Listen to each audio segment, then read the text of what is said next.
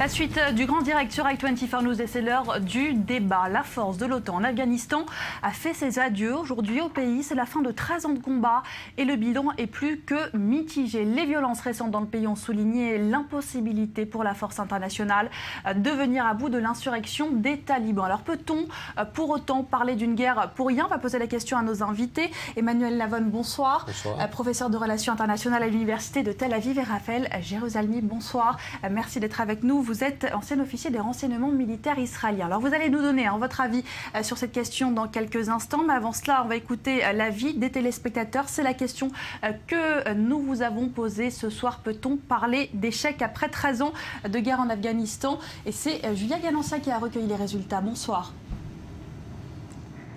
Bonsoir Daniel. La force de combat de l'OTAN se retire ce dimanche d'Afghanistan après 13 ans de conflit.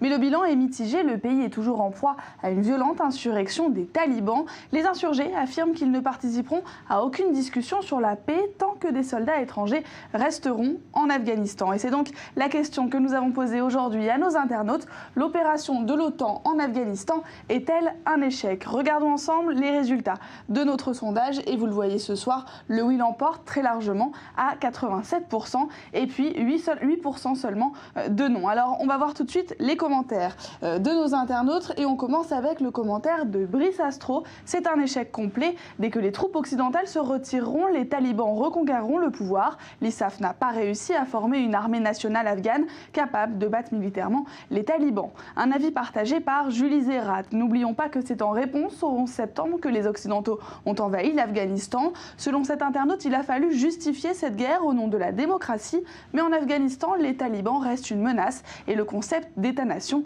ne parle à personne. Alors ils sont aussi 8%, comme je vous le disais, à considérer que l'opération de l'OTAN a rempli ses objectifs en Afghanistan. On voit ça avec le commentaire de Colette Lanimore. C'est une réussite, selon elle. D'abord parce que les forces internationales ont éloigné les insurgés des villes afghanes qui ont pu connaître un développement sans précédent. Et ensuite, parce que l'opération a évité de faire de l'Afghanistan un sanctuaire pour les terroristes. Selon cet internaute, la coalition internationale qui combat Daesh doit prendre exemple et faire de même en Irak et en Syrie. Et enfin, je vous propose de terminer avec le commentaire de Benoît de Saint-André. Non, ce n'est pas un échec puisque depuis 13 ans, la population vit mieux que sous le règne des talibans. Une certaine forme de démocratie a été installée. Les petites filles vont à l'école et les nombreuses interdictions, comme celle simple d'écouter de la musique, ont été abolies. Voilà Daniel pour les opinions de nos internautes ce soir. Je vous laisse en débattre en plateau et je rappelle à nos téléspectateurs qu'ils sont toujours invités à participer à notre débat sur Facebook et puis sur Twitter. Et n'oubliez pas de voter sur notre site internet www.i24news.tv. Merci Julia Ganancia pour ces résultats. Raphaël Jérusalemi, c'est la question principale ce soir. Est-ce que les forces de l'OTAN laissent des forces régulières sur place suffisamment organisées pour faire face aux talibans? Oui et non. Oui, parce qu'il y a quand même une force d'un demi-million d'hommes qui peut affronter les talibans, c'est-à-dire 350 000 militaires et 150 000 policiers. Certains ont suivi des formations avec les Américains et les forces de l'OTAN. Certains combattent déjà depuis plusieurs années. En fait, la majorité des opérations sur le terrain sont menées par l'armée afghane et non pas par les forces de l'OTAN. Donc ils ont un entraînement, une habitude du combat. Il y a évidemment le problème de la difficulté d'affronter les talibans qui sont une force de guérilla, qui utilisent des tactiques qui n'ont rien à voir avec des tactiques militaires, qui sont des tactiques de terrorisme, d'attentats suicides, d'attentats contre des cibles civiles.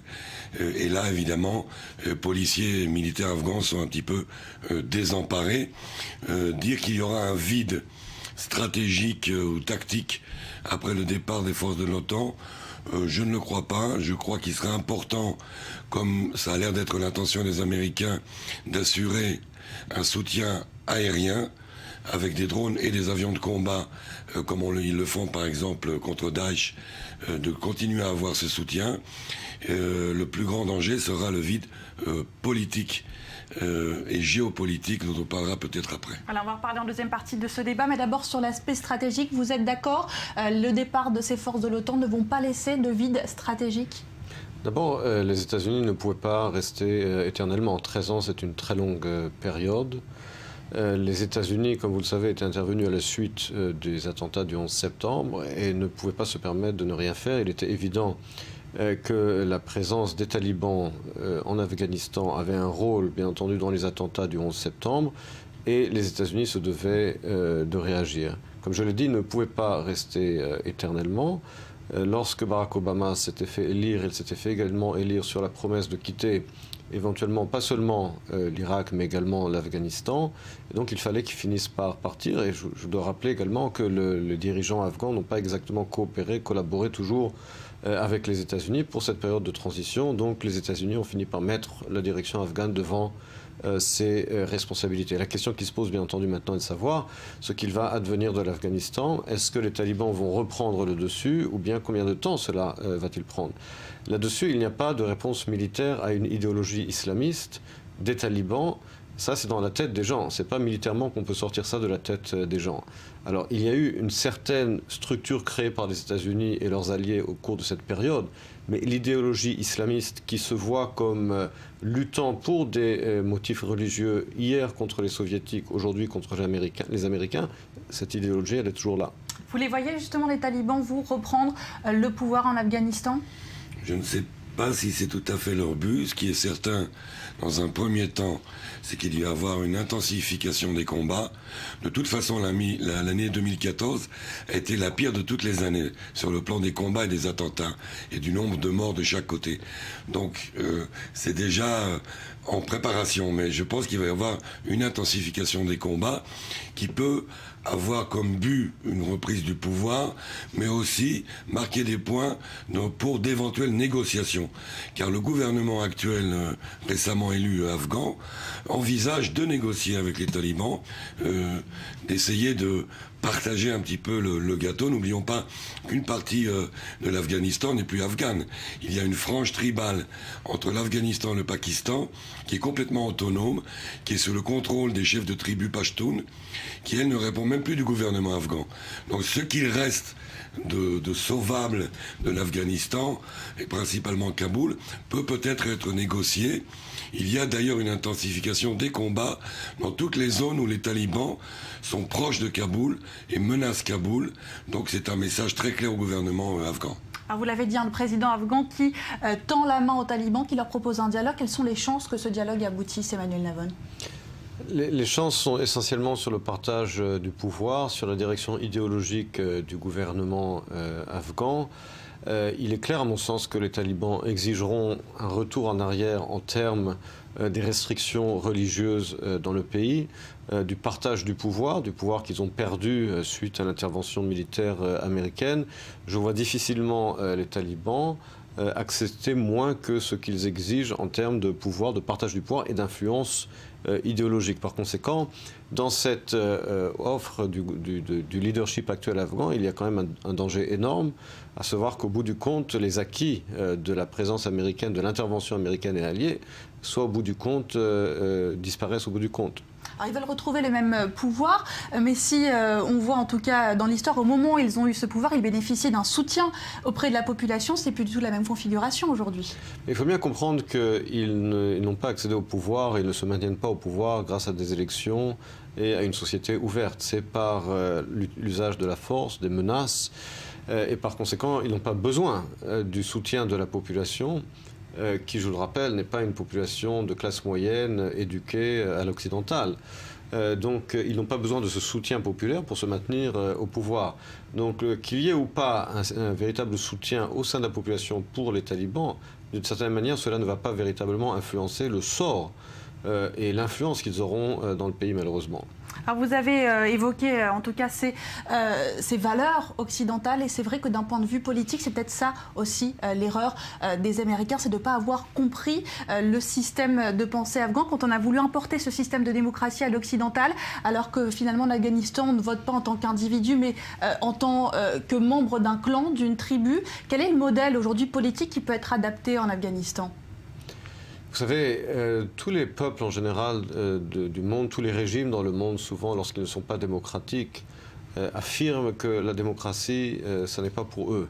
Mais ceux qui affirment cela, ce ne sont pas les populations elles-mêmes, ce sont toujours certains dirigeants qui, eux, n'ont pas été élus démocratiquement et qui affirment que la démocratie, c'est une valeur occidentale. Je prends toujours comme exemple la Chine.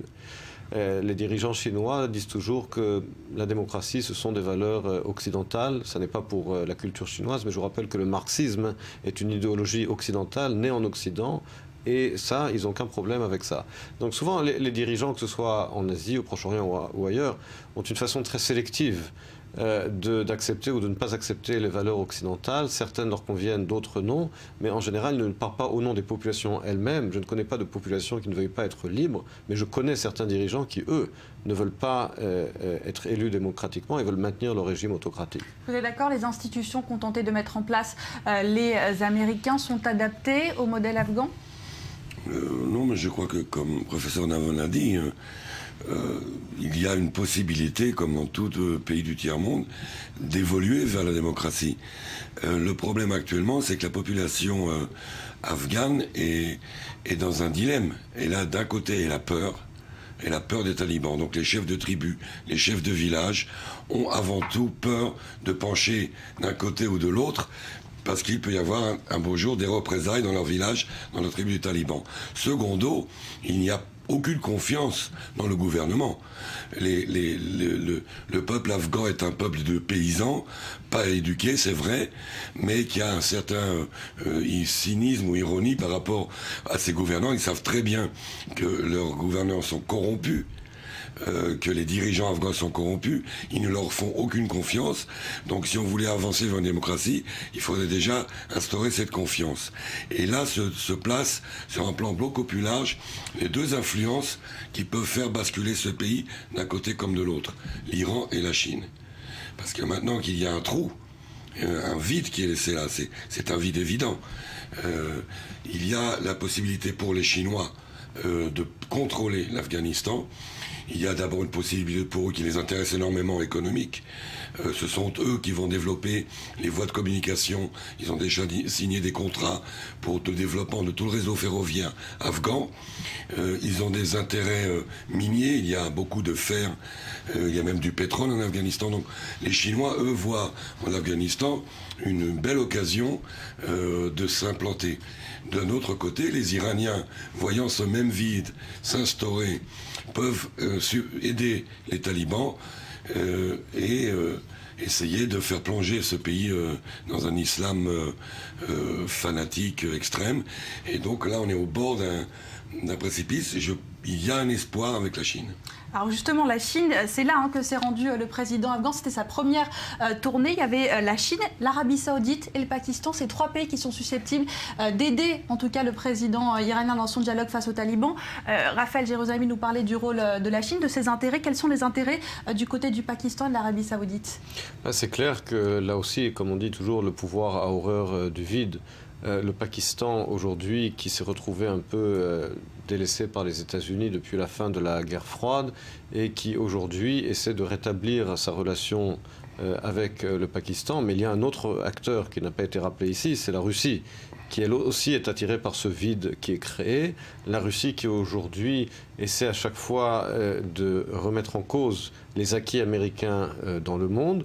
La Russie qui, je vous le rappelle, a occupé l'Afghanistan pendant près de 10 ans dans les années 80. Je ne dis pas qu'elle va réoccuper bien entendu l'Afghanistan, mais elle va aussi essayer de tirer son épingle du jeu. Il y a là un puzzle très compliqué effectivement entre la Chine, la Russie, l'Afghanistan et l'Arabie Saoudite, avec une Chine qui voit plutôt ses intérêts économiques et des pays comme l'Iran et l'Arabie Saoudite et le Pakistan qui voient plus également les intérêts idéologiques, avec toujours en toile de fond le schisme idéologique entre les sunnites et les chiites.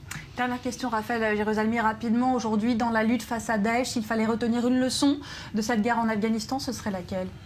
La leçon est très simple, c'est intervention terrestre à coup sûr et ne jamais ne pas compter sur une armée locale comme l'Irak ou la Syrie qui ont fait leur non-preuve dans le combat contre Daesh. Je crois que tant qu'il n'y aura pas une décision ferme des forces de l'OTAN et des Américains de mener une vraie guerre sans compter sur les populations locales, rien ne sera fait et il y aura toujours cet appui tribal, local, qui aidera les terroristes contre les forces de l'OTAN ou américaines. Merci beaucoup Raphaël Jérusalemi, merci Emmanuel Navon. Je rappelle que vous êtes l'auteur de ce livre qui vient de sortir, La victoire du sionisme, c'est aux éditions Create Space. Exactement. Voilà donc pour cet ouvrage. Quant à moi, je vous retrouve dans quelques instants. Ce sera l'heure de l'invité. Ce soir, nous recevons l'ancien président de la commission sur la pauvreté en Israël. Il rejoint le parti de Moshe Kahlon, ancien ministre du Likoud. On parlera donc de politique israélienne à quelques mois donc de ces élections anticipées. On est à moins de 2 mois et demi.